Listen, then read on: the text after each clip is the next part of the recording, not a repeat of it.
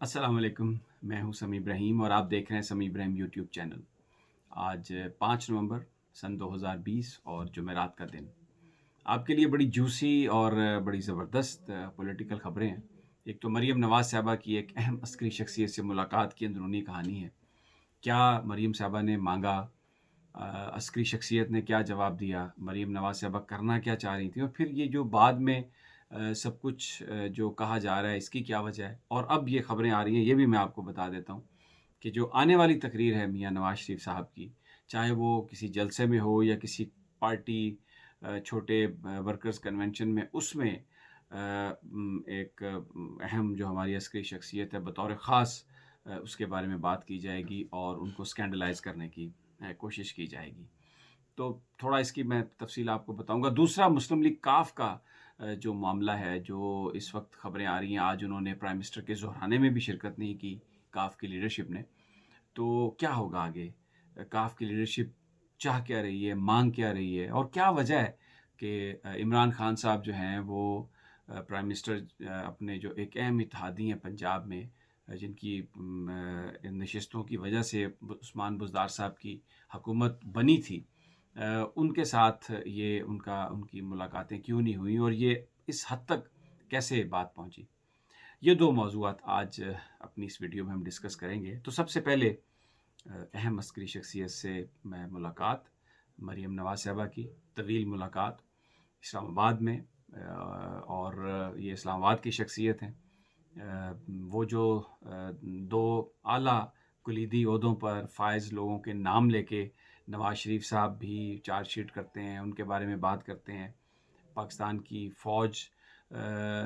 کو علیحدہ کرتے ہیں، کہہ رہے ہیں کہ میں افراد کے خلاف بات کر رہا ہوں، اداروں کے خلاف نہیں بات کر رہا، وہ ایک شخصیت ان میں ہے۔ تو آپ سمجھ تو گئے ہوں گے میں جن کا میں ذکر کر رہا ہوں۔ تو جو ملاقات تھی، جو ہمیں اطلاعات ملی ہیں، اس ملاقات میں مریم نواز صاحبہ کی طرف سے یہ کہا گیا، سیاسی امور پر کہا گیا کہ آپ یعنی جو مدد مانگی گئی، لیکن گفتگو اس انداز میں کی گئی، یہ کہا گیا کہ آپ نیوٹرل ہو جائیں، آپ جو اس وقت بیکنگ کر رہے ہیں آپ عمران خان صاحب کی حکومت کی، آپ اس سے پیچھے ہٹ جائیں۔ جس پر اس شخصیت نے یہ کہا کہ اس بات کا کیا ایویڈنس ہے کہ ہم ان کو سپورٹ کر رہے ہیں، وہ الیکٹڈ ہیں اور ان کے پاس نمبر ہے قومی اسمبلی میں، اور وہ گورنمنٹ کر رہے ہیں، ہم تو آئین اور قانون کے مطابق پابند ہیں، جو بھی الیکٹڈ گورنمنٹ ہو اس کے ساتھ ہم نے تعاون کرنا ہے۔ جس پر مریم صاحبہ نے یہ کہا کہ بلوچستان کے جس وقت یہ جو سینٹ کا جو چیئرمین تھے صادق سنجرانی صاحب، ان کو ہٹانے کے لیے جب اپوزیشن نے نو کانفیڈنس موشن پیش کی تھی، تو وہ اپوزیشن کے پاس ووٹ پورے تھے، لیکن جو رزلٹ آیا اس میں صادق سنجرانی صاحب کے خلاف نو کانفیڈنس کی موشن کامیاب نہیں ہوئی، اور مریم نواز صاحبہ کا یہ کہنا تھا کہ وہ یہ سمجھتی ہیں، ان کے والد یہ سمجھتے ہیں، ان کی جماعت یہ سمجھتی ہے کہ یہ اس لیے نہیں ہوا کہ آئی ایس آئی نے اپنے سارے ریسورسز استعمال کیے، اور انہوں نے بہت سارے ممبران کو اس بات پر آمادہ کیا کہ وہ اپنے ووٹ ضائع کر دیں یا وہ آئیں نہ، کیونکہ سیکرٹ بیلٹنگ تھی۔ تو جو ووٹ تھے، اگر ہم ویسے گنتی کریں پارٹی پوزیشن کے حوالے سے، تو اپوزیشن کے ووٹ زیادہ بنتے ہیں، لیکن جو نو کانفیڈنس موشن جب ہوئی، اس میں جب ووٹنگ ہوئی، تو وہ جو ووٹ نکلے وہ بہت کم ووٹ نکلے۔ تو یہ صرف اسی لیے ممکن ہوا، جس پر جواب یہ دیا اس شخصیت نے کہ بالکل ایسا نہیں ہے، ہم اس میں بالکل الگ تھلگ ہیں، اور یہ ایک پروپیگنڈا ہے۔ جس پر مریم صاحبہ نے کہا کہ اچھا، ہم یوں کرتے ہیں کہ اب ہم چیئرمین سینٹ کے خلاف نئی تحریک پیش کرتے ہیں عدم اعتماد کی، تو آپ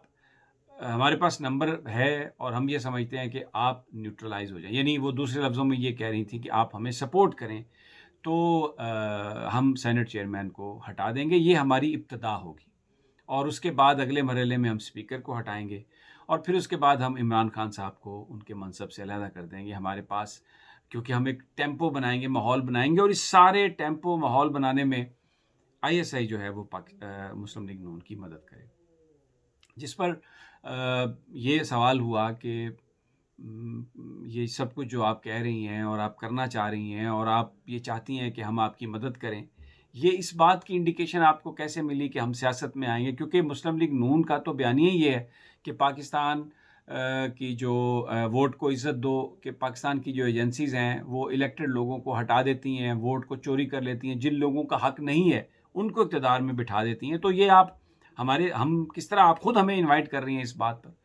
یہ کیسے یہ آپ کا ممکن ہوا؟ تو انہوں نے کہا کہ آپ کی ایک ملاقاتوں کا سلسلہ جاری ہے، شہباز صاحب سے آپ کی ملاقاتیں ہوئی ہیں اور بہت ساری اور شاہد خاقان عباسی صاحب سے بھی ملاقاتیں رہی ہیں، تو سب نے آ کے یہ کہا ہے کہ آپ مل کر کام کرنے کے لیے تیار ہیں، جس کی وجہ سے میں بھی خاموش، میرے والد محترم بھی خاموش، اور پھر میرے والد محترم کو باہر بھی جو بھجوانے کا پروسیس تھا وہ اس میں بہت لوگوں نے بہت محنت کی، کوشش کی، اور وہ سارا CBM تھا. تو اب ہم چاہتے ہیں کہ اس کو ہم آگے لے کے چلیں اور ایک منطقی انجام تک پہنچائیں اس اتحاد کو، جو وہ سمجھ رہی تھی مریم صاحبہ. تو جس پر جو گفتگو ہوئی اس سے مسلم لیگ نون کے ذرائع ہمیں یہ بتاتے ہیں کہ یہ ایک پرسیپشن بنا کہ جو شہباز صاحب گفتگو کرتے رہے ہیں یا دوسرے جو قائدین گفتگو کرتے رہے آ کے، کہ اگر ہم خاموش رہیں اور حکومت کا ساتھ دیں تو پھر اس کے بعد مسلم لیگ نون کی سیاست میں واپسی ہو سکتی ہے، نواز شریف صاحب کی واپسی ہو سکتی ہے. یہ یک طرفہ تھا، یعنی یہ مسلم لیگ نون کے قائدین یہ سمجھتے رہے، شہباز صاحب یہ سمجھتے رہے، دوسرے لوگ بھی یہ سمجھتے رہے کہ یہ اگر ہم یہ طے کر لیں گے، اس طرح سے اگر ہم کریں گے تو یہ ایک CBM ہوگا، کانفیڈنس بلڈنگ میئر ہوگا، اور اس کے نتیجے میں نواز شریف صاحب اور مسلم لیگ نون کی اقتدار میں واپسی ممکن ہو سکتی ہے. جبکہ ISI کی طرف سے یا فوج کی طرف سے ایسی کوئی بات نہیں کہی گئی. یہ ایک امپریشن جو خود نون لیگ نے لیا. اور پھر دوسرا پرسیپشن مسلم لیگ نون کی قیادت میں یہ ہوا کہ جب الیکشن ہوئے تھے تو تب بھی شہباز صاحب نے یہ کہا بعد میں بھی کہ ان کے ساتھ تو ملاقاتیں ہو رہی تھیں اسٹیبلشمنٹ کی، اور انہیں یہ یقین دلایا گیا تھا کہ آپ ہی بنیں گے، حکومت میں آپ ہی آئیں گے، بلکہ کابینہ کے نام تک فائنل کر لیے گئے تھے. تو مسلم لیگ نون کی قیادت نے یہ اس بات پر ان کا یہ کنسنسس ہوا نواز شریف صاحب کا اور دوسرے دوستوں کا کہ جو پاکستان کی اسٹیبلشمنٹ ہے، پاکستان کی جو فوج ہے، وہ انگیج اس نے صرف کیا نون لیگ کو، اور اس انگیج کرنے کا مقصد یہ تھا کہ وہ یہ نہیں چاہتے تھے کہ کوئی احتجاجی سیاست ہو یا معاملہ خراب ہو اور مسلم لیگ نون اسی تاثر میں رہے کہ وہ حکومت میں آ رہے ہیں. تو یہ ایک بٹریل ہے، یہ ایک دھوکہ ہے. تو اب اس کا جواب ہم اسی طرح دیں گے کہ ہم بالکل پاکستان کی اسٹیبلشمنٹ پر مکمل طور پر آ کے وار کریں گے. اور انہوں نے ISI کے سربراہ اور پاکستان فوج کے سربراہ جنرل قمر جاوید باجوہ کو اپنا نشانہ بنایا، اور پوری فوج کو یہ یہاں تک کہہ دیا کہ جونیئر آفیسرز جو ہیں وہ کمانڈ ہی نہ مانے سینئر آفیسرز کی، تو اگر کمانڈ نہیں مانیں گے تو پھر وہ ڈسپلن. تو یہ ایک بہت بڑا انہوں نے حملہ کیا. مریم نواز صاحبہ کو جواب یہی دیا گیا. آپ کو اندازہ میری گفتگو سے ہو گیا ہوگا کہ پاکستان کی فوج سیاست میں نہیں ہے اور ہم سیاست میں نہ آنا چاہتے ہیں. آپ اگر سمجھتی ہیں کہ آپ کے پاس اراکین ہیں تو آپ نو کانفیڈنس کر دیں، اور اگر آپ چاہتی ہیں تو آپ قوانین میں تبدیلی لے آئیں. کچھ بھی کرنا ہے، جو اگر کوئی سیاسی معاملہ ہے تو وہ آپ پارلیمنٹ میں جا کے حل کریں، اور اگر کوئی قانونی جنگ ہے، کوئی قانونی معاملہ ہے تو وہ آپ پاکستان کی عدالتیں موجود ہیں، وہاں پر جائیں، درخواست دیں اور آپ اپنا ریلیف لے لیں. جس کے بعد یہ پھر ساری اسکیم بنی، اور جو میں نے آپ سے ذکر کیا کہ یہ نیریٹو اور یہ کنسنسس بلڈ ہوا ان کے درمیان، نون لیگ کی قیادت کے درمیان، اور یہ معاملات ہوئے. اب جو اگلی تقریر نواز شریف صاحب کی اگلی 1-2 تقریروں میں ایک بہت بڑا نیا اسی طرح الزام لگایا جائے گا، چیزوں کو اسکینڈلائز کرنے کی کوشش کی جائے گی، اور اس کا نشانہ یہی عسکری شخصیت ہوں گے جن سے جنابہ محترمہ مریم نواز صاحبہ کی ملاقات ہوئی ہے. اور اب جو ایاز صادق صاحب کی جو گفتگو ہے اور دوسری جو گفتگو ہے، اس کے بعد بہت سارے وہ لوگ جو بیچ کا کردار ادا کر رہے تھے، مڈل مین تھے، کاروباری شخصیات تھیں، وہ نواز شریف صاحب کے بھی دوست تھے اور اسٹیبلشمنٹ کے ساتھ بھی ان کے تعلقات تھے. جب نواز شریف صاحب کی طرف سے گفتگو ہوئی ہے، ایاز صادق صاحب کے بیان کی تعریف کی گئی، انہیں کہا گیا کہ آپ چلیں، بالکل آپ نے ٹھیک کیا، اور مولانا فضل الرحمان سے بھی اس کی تائید کروائی گئی. تو وہ جو شخصیات ہیں وہ اس سارے پروسیس سے، اب جو آپس میں میل جول کا پروسیس تھا یا مل کر بٹھانے کا جو آپس میں ان فریقین کو جو کوشش تھی، وہ اب it has come to an end. اب دوسری مسلم لیگ کاف کی بات کر لیتے ہیں. مسلم لیگ کاف کا مسئلہ آپ کو علم ہے کہ ظاہر ہے الائز جو ہیں وہ زیادہ سے زیادہ بینیفٹ لینے کی کوشش کرتے ہیں جن اضلاع میں ان کے ممبران ہیں. 2-3 اضلاع ہیں، اس میں وہ چاہتے ہیں کہ ان کی مرضی کے بیوروکریٹس لگا دیے جائیں. شروع میں لگا بھی دیے گئے. پھر اس کے بعد ایک چودھری مونس علائی صاحب کی وزارت کا ایشو تھا، وہ نہیں ہوا. پھر جو شوگر سکینڈل تھا اس میں بھی مونس صاحب کا نام آ گیا. تو نیب نے بھی چودھری صاحبان کے خلاف جب انکوائری شروع کی تو ایک تاثر چودھری صاحبان کے جو گروپ میں یہ ابھرا کہ شاید ان کو عمران خان صاحب نشانہ بناتے ہیں. اور پھر بیچ میں یہ ہوا کہ جب جہانگیر ترین صاحب تھے یہاں پر تو انہوں نے مسلم لیگ کاف کے لوگوں کو پی ٹی آئی میں شامل کرانے کی کوشش کی. اس پر بھی چودھری صاحبان نے اظہار ناپسندیدگی کیا، لیکن بات چلتی رہی. وزادار لوگ ہیں چودھری صاحبان، کھلے دل کے مالک ہیں. جب شہباز شریف صاحب نے فون کیا چودھری شجاعت کو جب وہ بیمار تھے، پھر نواز شریف صاحب نے بھی فون کر کے خیریت دریافت کی، تو بہت سارے لوگوں نے عمران خان صاحب کو یہ ان کے ذہنوں میں دلوں میں بٹھایا کہ جناب یہ تو چودھری صاحبان ان سے رابطے میں ہیں.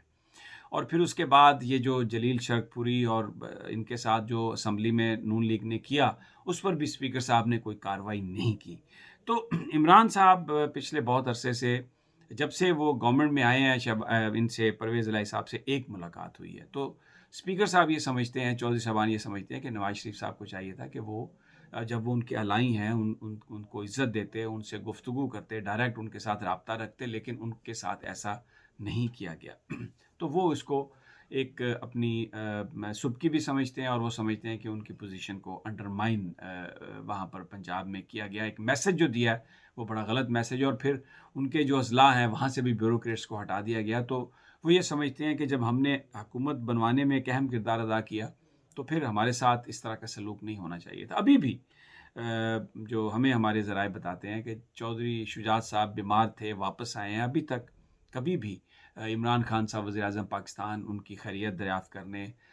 کبھی ان کی طرف نہیں گئے، کبھی ان کو فون نہیں کیا. اور ابھی بھی یہ جو دعوت تھی زہرانے کی یہ بیوروکریٹس کے ذریعے، ایک تھرڈ پارٹی کے ذریعے جس انداز میں دی گئی، چودھری صاحبان خود وزادار آدمی ہیں اور بہت ٹاپ پوزیشنز پہ رہے ہیں، تو وہ یہ سمجھتے ہیں کہ اس طرح کا جو رویہ ہے وہ ان کی سیاست کے لیے نقصان دہ ہے. ابھی علیحدگی کا فیصلہ نہیں کیا چودھری صاحبان نے، اور یہ جو آج زہرانے میں نہ جا کے میسج دیا ہے کہ عمران خان صاحب کو چاہیے کہ وہ اپنے الائز کو اپنے ساتھ لے کے چلیں.